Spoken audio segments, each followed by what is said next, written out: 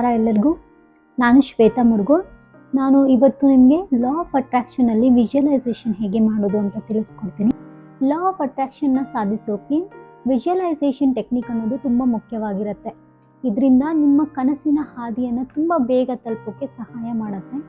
ಹಾಗಾದರೆ ವಿಜುವಲೈಸೇಷನ್ನ ಹೇಗೆ ಮಾಡೋದು, ಅದರ ಸರಿಯಾದ ರೀತಿ ಯಾವುದು ಅಂತ ನಾನು ನಿಮಗೆ ಇವತ್ತಿನ ವಿಡಿಯೋದಲ್ಲಿ ತಿಳಿಸ್ಕೊಡ್ತೀನಿ. ಒಂದು ಉದಾಹರಣೆ ಮೂಲಕ ನಾನು ನಿಮಗೆ ಲಾ ಆಫ್ ಅಟ್ರಾಕ್ಷನಲ್ಲಿ ವಿಜುವಲೈಸೇಷನ್ ಹೇಗೆ ಮಾಡೋದು ಅಂತ ತಿಳಿಸ್ಕೊಡ್ತೀನಿ. ಈಗ ನಾನು ನಿಮಗೆ ಕಣ್ಮುಚ್ಕೊಂಡು 2 ಆನೆನ ನೆನಪು ಮಾಡ್ಕೊಳ್ಳಿ.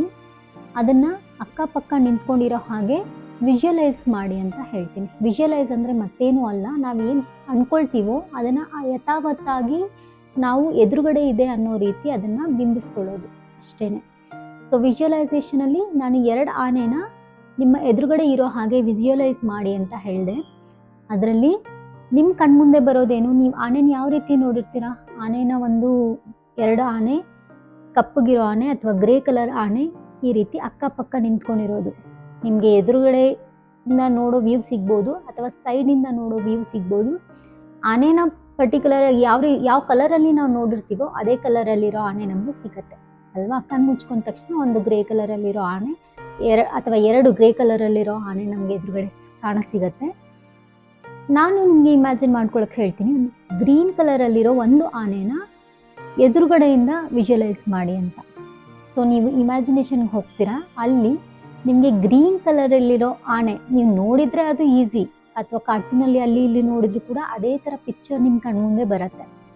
ಸೊ ವಿಜುವಲೈಸೇಷನ್ ಅಂದರೆ ಮತ್ತೇನೂ ಅಲ್ಲ, ನಮ್ಗೆ ಏನು ಬೇಕೋ, ಯಾವ ರೀತಿ ಬೇಕೋ ಅದನ್ನು ಕಣ್ಮುಂದೆ ತೊಗೊಂಡು ಬಂದು ಅದೆಲ್ಲವೂ ಆಗಿದೆ ಅನ್ನೋ ರೀತಿ ನಾವು ನಡ್ಕೊಳ್ಳೋದು. ಸೊ ಲಾ ಆಫ್ ಅಟ್ರಾಕ್ಷನಲ್ಲಿ ಮುಂದೆ ನಮ್ಮ ಲೈಫ್ ಹೇಗೆ ಇರಬೇಕು ಅಂತ ಅಂದ್ಕೊಳ್ತೀವೋ ಅದನ್ನು ಈಗಲೇ ವಿಜುವಲೈಸ್ ಮಾಡಿ ಕಣ್ಣು ಮುಚ್ಕೊಂಡು ಒಂದು 10ರಿಂದ 20 ನಿಮಿಷ ಅದನ್ನು ನೆನೆಸ್ಕೊಳ್ಳೋದು. ಅಂದರೆ ಆಲ್ರೆಡಿ ಆಗಿರೋ ಥರ ನೆನೆಸ್ಕೊಳ್ಳೋದು. ಫಾರ್ ಎಕ್ಸಾಂಪಲ್, ನಾನೀಗ ಡಾಕ್ಟರ್ ಆಗಬೇಕು ಅಂತ ಅಂದ್ಕೊಂಡಿದ್ದೀನಿ, ಅಥವಾ MBBS ಇನ್ನೇನು ಕಂಪ್ಲೀಟ್ ಮಾಡ್ತೀನಿ ಇನ್ನೊಂದು 2 ಮಂತ್ಸಲ್ಲಿ ಅಥವಾ 3 ಮಂತ್ಸಲ್ಲಿ ಅಂದಾಗ, ನೀವು ಒಳ್ಳೆ ಡಾಕ್ಟರ್ ಆಗಿ ಹೆಸರು ಕೂಡ ಸಿಗಬೇಕಲ್ವ? ಬರೀ ಡಾಕ್ಟರ್ ಆದರೆ ಪ್ರಯೋಜನ ಇಲ್ಲ. ಹೆಸರು ಸಿಗಬೇಕು ಅಂತ ಹೇಳಿ ನಾನೇನು ಮಾಡ್ತೀನಿ, ಕಣ್ಣು ಮುಚ್ಕೊಂಡು ವಿಜುವಲೈಸ್ ಮಾಡೋಕ್ಕೆ ಸ್ಟಾರ್ಟ್ ಮಾಡ್ತೀನಿ. ನಾನು ಆಲ್ರೆಡಿ ನಂದು MBBS ಎಲ್ಲ ಮುಗಿಸಿ ಒಳ್ಳೆ ರ್ಯಾಂಕ್ ಪಡ್ಕೊಂಡು ಡಾಕ್ಟರ್ಗೆ ಲೈಸೆನ್ಸ್ ಕೂಡ ಸಿಕ್ಕಿದೆ, ಡಾಕ್ಟರ್ ಆಗಿದ್ದೀನಿ. ಯಾವ ಡಾಕ್ಟರ್ ಆಗಬೇಕಿತ್ತು ನಾನು? ಹಾರ್ಟ್ ಡಾಕ್ಟರ್ ಆಗಬೇಕಿತ್ತಾ, ಬ್ರೈನ್ ಡಾಕ್ಟರ್ ಆಗಬೇಕಿತ್ತಾ, ಅಥವಾ ಸೈಕಾಲಜಿಸ್ಟ್ ಆಗಬೇಕಿತ್ತಾ? ಇದೆಲ್ಲವೂ ಮ್ಯಾಟ್ರ್ ಆಗುತ್ತೆ. ನಾನು ಯಾವ ಡಾಕ್ಟರ್ ಆಗಿದ್ದೀನಿ ಅನ್ನೋದನ್ನು ವಿಜುವಲೈಸ್ ಮಾಡಿಕೊಂಡು, ಅಥವಾ ಗೈನಕಾಲಜಿಸ್ಟ್ ಆಗಬೇಕಿತ್ತಾ, ಇವೆಲ್ಲ ನೋಡಿಕೊಂಡು ಕಣ್ಣು ಮುಚ್ಕೊಂಡು, ಫಾರ್ ಎಕ್ಸಾಂಪಲ್ ಗೈನಕಾಲಜಿಸ್ಟ್ ಅಂತಂದರೆ ಕಣ್ಣು ಮುಚ್ಕೊಂಡು ನಾನು ಏನು ನೆನೆಸ್ಕೋತೀನಿ, ನಾನು ಆ್ಯಸ್ ಅ ಗೈನಕಾಲಜಿಸ್ಟ್ ಎಲ್ಲ ಜ್ಞಾನವನ್ನು ಪಡ್ಕೊಂಡು ಒಂದು ಕ್ಲಿನಿಕಲ್ಲಿ ಅಥವಾ ಒಂದು ಅಟ್ಮಾಸ್ಫಿಯರ್ ಕ್ರಿಯೇಟ್ ಮಾಡ್ಕೊಂಡಿದ್ದೀನಿ, ಕ್ಲಿನಿಕ್ದು ಅಥವಾ ಹಾಸ್ಪಿಟಲ್ದು, ನಿಮ್ಮಿಷ್ಟ, ನೀವು ಎಲ್ಲಿ ವರ್ಕ್ ಮಾಡಬೇಕು ಅಂತ ಪ್ರಯತ್ನ ಪಡ್ತಿದ್ದೀರಾ ಅದು. ಆ ರೀತಿ ಒಂದು ಅಟ್ಮಾಸ್ಫಿಯರಲ್ಲಿ ನಾನು ಕೂತ್ಕೊಂಡು ಪೇಷಂಟ್ಸ್ನ ಅಟೆಂಡ್ ಮಾಡ್ತಿದ್ದೀನಿ. ಆ ಪೇಷಂಟ್ನ ಕೇಳ್ತಿದ್ದೀನಿ, ನಿಮಗೆ ಎಷ್ಟು ತಿಂಗಳು, ಏನಾಗಿದೆ, ಏನು ಪ್ರಾಬ್ಲಮ್ಮು, ಏನಿಲ್ಲ. ಆಮೇಲೆ ಒಂದು ವೇಳೆ ಪೇಷಂಟ್ ಪ್ರೆಗ್ನೆಂಟ್ ಆಗಿದ್ದರೆ ಆಯಿತು, ಈ ಟೆಸ್ಟ್ ಮಾಡಿಸ್ಕೊಂಡು ಬನ್ನಿ. ಈ ರೀತಿ ವಿಜುವಲೈಸೇಷನ್ನ ನೀವು ಮಾಡಬೇಕಾಗತ್ತೆ. ಅಥವಾ ನೀವೇನೋ ಒಂದು ಗೋಲ್ಡ್ ಜ್ಯುವೆಲರಿ ಮಾಡಿಸ್ಕೋಬೇಕು ಅಂತ ಅಂದ್ಕೊಂಡಿದ್ದೀರಾ. ಗೋಲ್ಡ್ ಜ್ಯುವೆಲರಿ ನಿಮಗೆ ಯಾವ ಡಿಸೈನಲ್ಲಿ ಬೇಕು, ಈಗಂತೂ ಟೆಕ್ನಾಲಜಿ ಇಷ್ಟು ಮುಂದುವರೆದಿದೆ, ನಿಮ್ಗೆ ಯಾವ ರೀತಿ ಬೇಕು ಆ ರೀತಿ AI ಕ್ರಿಯೇಟ್ ಮಾಡಿಕೊಡತ್ತೆ.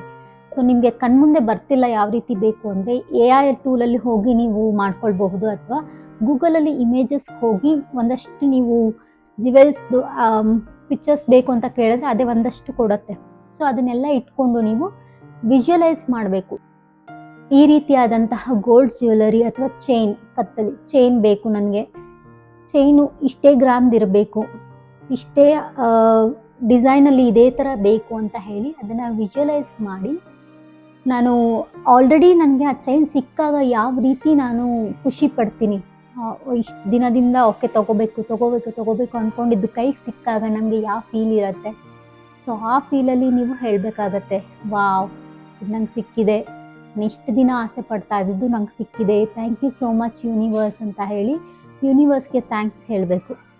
ಆಮೇಲೆ ಆ ಚೈನ್ ನಿಮ್ಮ ಹತ್ರ ಒಂದಿರುತ್ತೆ ಅಲ್ವಾ ಅಷ್ಟು ದಿನದಿಂದ, so thank you so much, ನಾನು ನಿನಗೋಸ್ಕರ ಇಷ್ಟು ದಿನ ವೆಯ್ಟ್ ಮಾಡಿದ್ದೆ, ಥ್ಯಾಂಕ್ ಯು ಸೋ ಮಚ್, ಇವತ್ತು ನೀ ನನ್ನ ಕೈಯಲ್ಲಿದೆಯಾ.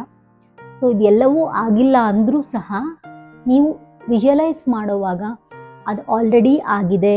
ಈಗ ನೀವು ಚೈನ್ ತೊಗೊಂಡ ತಕ್ಷಣ ಯಾರಿಗೆಲ್ಲ ಹೇಳ್ತಾರೆ, ಯೂಶ್ವಲಿ ಕ್ಲೋಸ್ ಫ್ರೆಂಡ್ಸ್ ಅಥವಾ ಸಿಸ್ಟರ್ಸ್ ಯಾರಾದರೂ ಇದ್ರೆ ಅವ್ರಿಗೆ ಹೇಳ್ತೀರಾ ಅಲ್ವಾ, ಅದನ್ನು ಕೂಡ ಮಾಡಬೇಕಾಗತ್ತೆ. ಇಮ್ಯಾಜಿನೇಷನ್ ಅನ್ನೋದಕ್ಕಿಂತ ವಿಜುವಲೈಸೇಷನ್ ಅನ್ನೋ ಪದಾನ ಇಲ್ಲಿ ಬಳಸಬೇಕಾಗತ್ತೆ. ಅದು ವಿಜುವಲೈಸ್ ಹಾಗೆ ಮಾಡಬೇಕು, ನಿಮಗೆ ಆಲ್ರೆಡಿ ಅದು ಸಿಕ್ಕಿದೆ ಮತ್ತು ಅದು ಸಿಕ್ಕಿರೋದಕ್ಕೆ ನೀವು ಗ್ರ್ಯಾಟಿಟ್ಯೂಡ್ ತೋರಿಸ್ತಾ ಇದ್ದೀರಾ ಅಂತ. ಹೀಗೆ ಮಾಡೋ ವಿಜುವಲೈಸೇಷನ್ನ ನಮಗೆ ಯಾವ ಚಿತ್ರಣ ಬೇಕೋ ಅದನ್ನು ಚಿತ್ರಿಸಿ ಅದನ್ನು ಆಗಾಗ ವಿಜುವಲೈಸ್ ಮಾಡ್ತಾ ಇದ್ರೆ ಅದು ನಮ್ಮ ಸಬ್ಕಾನ್ಷಿಯಸ್ ಮೈಂಡ್ಗೆ ಹೋಗಿ ರೀಚ್ ಆಗುತ್ತೆ. ನಮ್ಮ ಸಬ್ಕಾನ್ಷಿಯಸ್ ಮೈಂಡ್ನ ಕೆಲಸ ಏನು ಅಂದರೆ ನಮ್ಗೇನು ಬೇಕೋ ಅದನ್ನು ಕೊಡೋದು. ಅದು ಎಷ್ಟೋ ಜನಕ್ಕೆ ಗೊತ್ತಿಲ್ಲ, ಬಟ್ ಅದನ್ನು ಯುಟಿಲೈಸ್ ಮಾಡ್ಕೋಬೇಕಾಗತ್ತೆ ನಾವು. ಈ ರೀತಿ ಕೆಲವರು ಜನಗಳು ನಮಗೆ ಯೂಟ್ಯೂಬ್ ಮೂಲಕ ಇತ್ತೀಚೆಗೆ ಅದರ ಇನ್ಫಾರ್ಮೇಷನ್ನ ಕೊಡ್ತಾ ಇದ್ದಾರೆ. ಕೆಲವು ಕ್ಲಾಸಸ್ ಕೂಡ ಮಾಡ್ತಿರ್ತಾರೆ, ನೀವು ಕ್ಲಾಸಸ್ ಹೋಗಿ ಅಟೆಂಡ್ ಮಾಡ್ಬೋದು. ಅಥವಾ ಬುಕ್ ಓದೋ ಅಭ್ಯಾಸ ಇರೋರು ಅದಕ್ಕೆ ಅಂತಲೇ ಕೆಲವೊಂದು ಬುಕ್ಸ್ಗಳಿದೆ, ಅದು ಸಹ ಓದಿ ತಿಳ್ಕೊಳ್ಬಹುದು. ನಾನು ಸಹ ಬುಕ್ಸ್ ಓದಿನೇ ಇದೆಲ್ಲ ತಿಳ್ಕೊಂಡಿರೋದು. ಈ ರೀತಿ ವಿಜುವಲೈಸ್ ಮಾಡೋದ್ರ ಮೂಲಕ ನಿಮ್ಮ ವಿಶ್ನೆಲ್ಲ ನೀವು ಫುಲ್ಫಿಲ್ ಮಾಡ್ಕೋಬಹುದು. ಇನ್ನೇನು ಇಲ್ಲ, ಕಣ್ಮುಚ್ಚಿ ಒಂದು 5 ನಿಮಿಷ, ಸ್ಟಾರ್ಟಿಂಗಲ್ಲಿ ಕಷ್ಟ ಆಗುತ್ತೆ, ಬೇಡದೇ ಇರೋ ಯೋಚನೆಗಳು, ಇದಿಲ್ವೇ ಇಲ್ವಲ್ಲಪ್ಪ, ಹೇಗೆ ಇಮ್ಯಾಜಿನ್ ಮಾಡ್ಕೊಳ್ಳೋದು, ಈ ರೀತಿ ಎಲ್ಲ ಕಷ್ಟಗಳು ನಿಮಗೆ ಎದುರಾಗುತ್ತೆ. ಬಟ್ ಆಮೇಲೆ ನೀವು ಪ್ರಾಕ್ಟೀಸ್ ಮಾಡ್ತಾ ಮಾಡ್ತಾ ಮಾಡ್ತಾ ಅದು ಹೇಗಿರುತ್ತೆ ಅಂತಂದರೆ, ಆಲ್ರೆಡಿ ನಿಮ್ಗೆ ಅದು ಸಿಕ್ಕಿದೆ ಅಂತ ಎಷ್ಟು ನೀವು ಫೀಲ್ ಮಾಡ್ತಾರೋ ಅದೆಲ್ಲ ಪಾಸಿಟಿವ್ ಆಗಿ ಕ್ರಿಯೇಟ್ ಆಗಿ ಪಾಸಿಟಿವ್ ವೈಬ್ ಅದು ಬಂದು ನಿಮಗೆ ಎಲ್ಲನೂ ತಂದುಕೊಡುತ್ತೆ. ಸೊ ನಿಮ್ಗೆ ಏನು ಬೇಕೋ, ಆದರೆ ಅದಕ್ಕೆ ಡ್ಯೂರೇಷನ್ ನೀವು ಇಟ್ಕೊಡ್ದು, ಇಷ್ಟೇ ದಿನ, ಇಷ್ಟೇ ತಾರೀಕು, ಇಷ್ಟೇ ಗಂಟೆಗಳು ಅಂತಂದರೆ ಅದು ಸ್ಟಾರ್ಟಿಂಗಲ್ಲಿ ವರ್ಕ್ ಆಗಲ್ಲ. ನೀವು ಯಾವಾಗ ಆ ಪಾಸಿಟಿವ್ ವೈಬ್ನ ಕಂಪ್ಲೀಟಾಗಿ ನಿಮ್ಮ ಬಾಡಿಗೆ ತೊಗೊಳಕ್ಕೆ ಶುರು ಮಾಡ್ತಿರಲ್ಲ, ಆಗ ನೀವು ಜಸ್ಟ್ ಅಂದ್ಕೊಂಡ್ರೆ ಸಾಕು, ಆ ವಿಷಯಗಳೆಲ್ಲ ನಡೀತಾ ಹೋಗುತ್ತೆ. ಚಿಕ್ಕದು ಕೂಡ, ನನಗಿವತ್ತು ಪೆನ್ ಬೇಕಿತ್ತು, ಈ ರೀತಿ ಪೆನ್ ಬೇಕಿತ್ತು ನೋಡು, ವಾವ್ ಎಷ್ಟು ಚೆನ್ನಾಗಿದೆ ಅಲ್ವಾ ಅಂತ ಅಂದ್ಕೊಳ್ತೀರಲ್ಲ, ಇನ್ನೊಂದು 1 ವೀಕಲ್ಲೋ ಅಥವಾ 15 ಡೇಸಲ್ಲೋ ಅದಾಗುತ್ತೆ, ಆ ಟೈಮ್ ಕೂಡ ಬರುತ್ತೆ. ಬಟ್ ಸ್ಟಾರ್ಟಿಂಗಲ್ಲಿ ಬೇಡದೇ ಇರೋ ಯೋಚನೆಗಳನ್ನೆಲ್ಲ ದೂರ ಕಳಿಸಿ ನಿಮ್ಗೇನು ಬೇಕೋ ಅದನ್ನು ಮಾತ್ರ ಯೋಚನೆ ಮಾಡಿ. ಮತ್ತು ಈಗಾಗಲೇ ಹೇಳ್ದಂಗೆ ಟೆಕ್ನಾಲಜಿ ತುಂಬ ಮುಂದುವರೆದಿದೆ. ನಿಮಗೆ ಒಂದು ಮನೆ ಕಟ್ಟೋ ಆಸೆ ಇದ್ದರೆ ಆ ಮನೆಯ ಚಿತ್ರಣವನ್ನು ನೀವು ಡೌನ್ಲೋಡ್ ಮಾಡ್ಕೋಬೋದು. ನನ್ನದು ಮನೆಯ ಹಾಲ್ ಹೀಗಿರಬೇಕು, ಮತ್ತು ಆಚೆ ಬಂದ ತಕ್ಷಣ ಬಾಲ್ಕನಿ ಹೀಗಿರಬೇಕು, ಅಥವಾ ಕಾರಿಡಾರ್ ಹೀಗಿರಬೇಕು, ನನ್ನ ಬೆಡ್ರೂಮ್ ಹೀಗಿರಬೇಕು, ಈ ರೀತಿ ಎಲ್ಲ ಚಿತ್ರಣವನ್ನು ನೀವು ಕಣ್ಮುಂದೆ ತೊಗೊಂಡು ಬಂದು ಅದನ್ನು ವಿಜುವಲೈಸ್ ಮಾಡಿ, ಅದು ಆಲ್ರೆಡಿ ನಡೆದಿದೆ ಅಂತ ಹೇಳಿ. ಆಲ್ರೆಡಿ ಆಗೋಗಿದೆ, ಸೊ ನಂಗೆ ಆಲ್ರೆಡಿ ಸಿಕ್ಬಿಟ್ಟಿದೆ ಅಂದಾಗ ಯಾವ ಖುಷಿ ಇರುತ್ತೋ ಅದೇ ಖುಷಿನಲ್ಲೇ ನೀವು ಗ್ರ್ಯಾಟಿಟ್ಯೂಡ್ ತೋರಿಸ್ಬೇಕು. ಆಗ ಮಾತ್ರ ವಿಜುವಲೈಸೇಷನ್ ಕಂಪ್ಲೀಟ್ ಆಗುತ್ತೆ. ಇಲ್ಲಾಂದರೆ ನಿಮ್ಮ ವಿಜುವಲೈಸೇಷನಲ್ಲಿ ಏನೇನು ಬರುತ್ತೋ ಅದೇ ನಿಜ ಆಗ್ತಾ ಹೋಗುತ್ತೆ. ಸೊ ನಿಮ್ಮ ಚಿಂತನೆಗಳು ನಿಮ್ಮನ್ನು ರೂಪಿಸುತ್ತೆ. ಹಾಗಾಗಿ ಚಿಂತನೆಗಳು ಚೆನ್ನಾಗಿರಬೇಕು. ಈ ವಿಜುವಲೈಸೇಷನ್ ಟೆಕ್ನಿಕಲ್ಲಿ ತುಂಬ ಇಂಪಾರ್ಟೆಂಟ್ ಏನು ಅಂದರೆ, ನಮಗೆ ಏನು ಬೇಕು ಅನ್ನೋದನ್ನು ಆಲ್ರೆಡಿ ನಾವು ಡಿಸೈಡ್ ಮಾಡಿರಬೇಕು. ಅದನ್ನ ಪ್ರತಿ ಸರಿ ಚೇಂಜ್ ಮಾಡಬಾರ್ದು. ಸೊ ಮೊದಲೇ ನೀವು ಡೌಟ್ ಇದೆ, ಅದು ಕ್ಲಾರಿಟಿ ಇಲ್ಲ ಅಂತಂದಾಗ ಮೊದಲು ಕ್ಲಾರಿಟಿ ತೊಗೊಳ್ಳಿ. ಅದನ್ನ ಒಂದು ಪೇಪರಲ್ಲಿ ಬರ್ಕೊಳ್ಳಿ, ಇಲ್ಲ ಮೊಬೈಲ್ ಇರುತ್ತೆ ಅದರಲ್ಲಿ ನೋಟಲ್ಲಿ ಟೈಪ್ ಮಾಡ್ಕೋಬಹುದು. ನನಗೆ ಇದು ಬೇಕು ಅಂದರೆ ಈಗ ಅದು ನಿಮ್ಮ ಕೈಯಲ್ಲಿ ಸಿಕ್ಕಿದಾಗ ನೀವು ಯಾವ ರೀತಿ ಅದನ್ನ ತೊಗೊಳ್ತೀರಾ, ತುಂಬ ಖುಷಿ ಆಗುತ್ತೆ. ಅಥವಾ ಫಸ್ಟ್ ನೀವು ಯಾರಿಗೆ ಹೇಳ್ತೀರಾ ಅದನ್ನು ವಿಜುವಲೈಸ್ ಮಾಡಿ.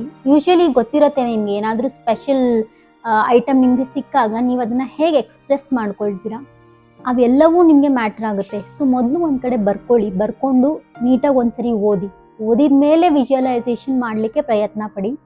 ವಿಜುವಲೈಸೇಷನ್ ಟೆಕ್ನಿಕ್ ತುಂಬ ಈಸಿ, ತುಂಬ ಚೆನ್ನಾಗಿ ರಿಸಲ್ಟ್ ಕೊಡುತ್ತೆ. ಮತ್ತು ವಿಜುವಲೈಸೇಷನಲ್ಲಿ ತುಂಬ ರಿಪೀಟೆಡ್ ಆಗಿ ನಾವು ಈ ಕೆಲಸನ ಮಾಡಬೇಕಾಗತ್ತೆ. ಸೊ ಯಾವತ್ತೋ 1 ದಿನ ಮಾಡಿ ಬಿಟ್ಬಿಡೋದು, 2 ದಿನ ಮಾಡಿ ಬಿಟ್ಬಿಡೋದು ಅಂತಲ್ಲ. ಒಂದೇ ದಿನದಲ್ಲಿ ತುಂಬ ಸರಿ ಕೂಡ ಮಾಡಬಹುದು. ಅಥವಾ ನಿಮ್ಗೆ ಅದು ಸಿಗೋವರೆಗೂ ಡೇ ಬೈ ಡೇ ಅದು ಎಲ್ಲಿವರೆಗೂ ನಿಮಗೆ ನಿಮ್ಮ ಕನಸು ನಿಜ ಆಗತ್ತೋ ಅಲ್ಲಿವರೆಗೂ ನೀವು ಅದು ಸಿಕ್ಕಿದೆ ಅಂತ ಹೇಳಿನೇ ವಿಜುವಲೈಸ್ ಮಾಡ್ತಾ ಕಂಟಿನ್ಯೂ ಮಾಡ್ತಾ ಇದ್ರೆ ಅದ್ರದ್ದು ಪವರ್ ಜಾಸ್ತಿ ಆಗಿ ನಿಮಗೆ ಆದಷ್ಟು ಬೇಗ ಅದು ನಿಮ್ಮ ಕೈಗೆ ಸಿಗುತ್ತೆ. ನಾವು ಯಾವುದಾದ್ರೂ ಒಂದು ವಿಷಯನ ಪಡ್ಕೋಬೇಕಂದ್ರೆ ಅಲ್ಲಿ ಪಾಸಿಟಿವಿಟಿ ತುಂಬ ಇರಬೇಕಾಗತ್ತೆ. ಪಾಸಿಟಿವಿಟಿ ನೆಗೆಟಿವಿಟಿ ಡಿಫ್ರೆನ್ಸ್ ನಿಮಗೆ ಗೊತ್ತಿರತ್ತೆ. ಸೊ ಯಾವಾಗ ನಾವು ಜಾಸ್ತಿ ಪಾಸಿಟಿವ್ ವೈಬ್ಸ್ ಹಾಕ್ತೀವಿ, ಆ ಪಾಸಿಟಿವ್ ವೈಬ್ಸ್ ಹಾಕಿದಾಗ ನಮ್ಮ ಬಾಡಿ ಕೂಡ ಯೂನಿವರ್ಸ್ಗೆ ಕನೆಕ್ಟ್ ಆಗುತ್ತೆ. ನಾವು ಕೂಡ ಈ ಯೂನಿವರ್ಸ್ನ ಒಂದು ಭಾಗ. ಹಾಗಾಗಿ ನಾವು ಮಾಡೋದೆಲ್ಲವೂ ಕೂಡ ಯೂನಿವರ್ಸ್ಗೆ ತಲುಪಬೇಕಾಗತ್ತೆ. ಈಗ ಪ್ರಾಣಿ ಪಕ್ಷಿ ಅವುಗಳ ಜೀವನ ಶೈಲಿನೇ ಬೇರೆ, ನಮ್ಮ ಜೀವನ ಶೈಲಿನೇ ಬೇರೆ. ಆದರೆ ಅವೆಲ್ಲ ಪ್ರಕೃತಿ ಜೊತೆಗೆ ಸಂಬಂಧವನ್ನು ಹೊಂದಿದ್ದಾವೆ. ನಾವು ಪ್ರಕೃತಿ ಜೊತೆಗೆ ಸಂಬಂಧ ಹೊಂದಬೇಕಾಗತ್ತೆ. ಆಗ ನಾವು ಅಂದ್ಕೊಳ್ಳೋದೆಲ್ಲ ಆಗೋಕ್ಕೆ ಶುರು ಆಗುತ್ತೆ. ನಮ್ದು ಎಷ್ಟೇ ವರ್ಷಗಳಾಯಿತು ನೋಡಿ, ಮನುಷ್ಯನ ಬಿಹೇವಿಯರು, ಮನುಷ್ಯನ ರೀತಿ ನೀತಿ, ಅವನು ಎದ್ದೇಳೋ ಟೈಮು, ಮಲಗೋ ಟೈಮು ಎಲ್ಲವೂ ಬದಲಾಗ್ತಾ ಇದೆ.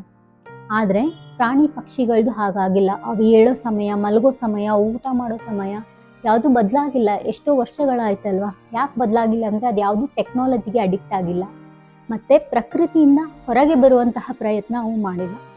ನಾವೇನು ಮಾಡ್ತಿದ್ದೀವಿ ಅಂದರೆ ನಮ್ಮದು ಮನಸ್ಥಿತಿನೇ ಬೇರೆ, ನಮ್ಮ ಆಲೋಚನೆಗಳೇ ಬೇರೆ ಆಗೋಗಿದೆ. ಹಾಗಾಗಿ ನಮ್ಮದು ಟೆಕ್ನಾಲಜಿ ಮುಂದುವರೆದಂಗಂತೂ ಇನ್ನೂ ಬೇಡದೇ ಇರೋ ಯೋಚನೆಗಳೇ ಬೇಡದೇ ಇರೋ ವಯಸ್ಸಲ್ಲಿ ಬರ್ತಾ ಇದೆ. ಹೀಗಾಗಿ ನಾವು ಪ್ರಕೃತಿದ ಆದಷ್ಟು ಹಿಂದೆ ಹೋಗ್ತಾ ಇದ್ದೀವಿ. ಬೇರೆ ಪ್ರಾಣಿ ಪಕ್ಷಿ ನಿಸರ್ಗದ ಇನ್ನು ಮಿಕ್ಕಿರುವಂತಹ ಜೀವಿಗಳೆಲ್ಲ ಪ್ರಕೃತಿ ಹತ್ರ ಇರೋದ್ರಿಂದ ಅವ್ರಿಗೆ ಏನು ಬೇಕೋ ಅದು ಪಡ್ಕೊಳ್ತಿದೆ. ನಮ್ಗೆ ಏನು ಬೇಕು ಅದು ಸಿಗ್ತಿಲ್ಲ. ಯಾಕೆ ಅಂತಂದರೆ ನಾವು ಪ್ರಕೃತಿಯಿಂದ ದೂರ ಹೋಗ್ತಾ ಇದ್ದೀವಿ ಅಲ್ವಾ. ಸೊ ಇದೆಲ್ಲ ಪಾಸಿಟಿವ್ ವೈಬ್ಸ್ ಆಗುತ್ತೆ. ನಮ್ಗೆ ಏನು ಬೇಕೋ ಅದನ್ನು ಪಡ್ಕೋಬೇಕಂದ್ರೆ ನಮ್ಮ ಬಾಡಿ ಫುಲ್ ಪಾಸಿಟಿವ್ ವೈಬ್ ಇರಬೇಕು. ಸೊ ಅವಾಗ ನೀವು ಅನ್ಕೊಂಡ ತಕ್ಷಣವೇ 2-3 ಡೇಸಲ್ಲಿ ಆಗೋಗುತ್ತೆ. ಅಥವಾ ಇವತ್ತಿನ ಕೆಲಸ ಇವತ್ತು ಆಗಬೇಕಿತ್ತು ಅಂತ ಅಂದ್ಕೊಂಡ್ರೆ ಅದು ಇವತ್ತೇ ಆಗೋಗುತ್ತೆ. ಆ ಲೆವೆಲ್ವರೆಗೂ ನಿಮ್ಮದು ವಿಜುವಲೈಸೇಷನ್ ವರ್ಕ್ ಆಗುತ್ತೆ. ಸ್ಟಾರ್ಟಿಂಗಲ್ಲಿ ಟಫ್ ಇದೆ, ಮಾಡ್ತಾ ಹೋಗೋದಂಗೆ ನಿಮಗೆ ಫೀಲ್ ಆಗುತ್ತೆ. ಪುಟ್ ವಿಷಯದಿಂದ ಸ್ಟಾರ್ಟ್ ಮಾಡಿ, ಒಂದೇ ಸರಿ ದೊಡ್ಡ ವಿಷಯದಿಂದ ಸ್ಟಾರ್ಟ್ ಮಾಡಿ ಅದು ವರ್ಕ್ ಆಗ್ತಿಲ್ಲ ಅಂತಂದರೆ ಸೀರಿಯಸ್ಲಿ ಅದಾಗಲ್ಲ. ಆಲ್ರೆಡಿ ನಿಮ್ಗೆ ಎಕ್ಸ್ಪೀರಿಯೆನ್ಸ್ ಇದೆ, ಈ ಥರ ವಿಜುವಲೈಸ್ ಮಾಡಿದ್ದೆ ಮುಂಚೆ ಈ ಥರ ಆಗಿತ್ತು, ಆ ಥರ ಇರೋರು ನೋ ಪ್ರಾಬ್ಲಮ್ ಮಾಡ್ಕೊಳ್ಬಹುದು.